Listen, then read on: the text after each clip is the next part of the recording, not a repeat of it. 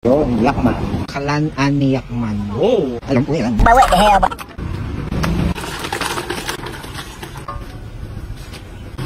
Mga ilang ano yan? Ilang segundo? 5 seconds lang yun, sir. Oo. Ay, pwede na. Di pa. Ay, hindi pa. Anong tawag dito? Sa nakabilog dito? Ito yung tanatawag na, ano? Indian oyster. Then, black fish. Pwede na to? Tamang init. Okay, init. Mamaya na. Ang ganda, no? Nasa kubo. Ito yung mga binibenta nila. Seafood, tapos meron din silang mga meats. Pwede sila magpa-request ng luto, diba? Tapos dito ako maghuhugas. Kit na. Malapit lang sila dun sa highway. Pwede mong lakarin. Talaga, ulit. Pangatlo ko na kamo to. Ayaw ko muna magsalamin. Ito yung sinamak na lang. Wow, sobrang tapang. Hanap tayo malaki. So, may mga ganito pala. Magkakapatid na yung oyster. I'm sorry, family. Hindi po. Sugatan ako. You want? No, this is mine. Last ko na to, oyster. Oh, what the hell? Ganito ang tamang pagkain ng oyster.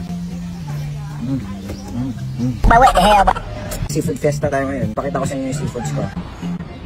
Ito yung inuna ko kanina kasi naantay ko pa maluto itong buttered shrimp, tempura, sizzling bangus, and calamari. Tapos kumuha na din ako ng pineapple sauce. Pero ito, yung mga ganito, kalahati lang to eh. Kasi 240 ang buo nito. Alam mo ito, 240 na buttered shrimp, kalahati lang yung sinabi ko. Pinagbigyan nila ako kasi they love me.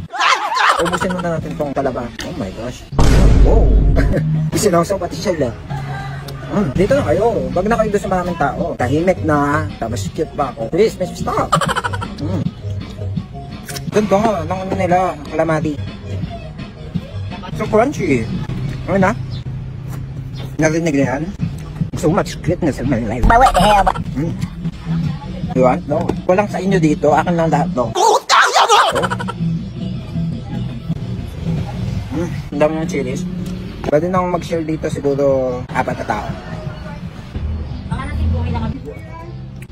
Ano ba yung Aba yung tempura na dito. So crispy tapos pabilog siya. And so cute. Like me.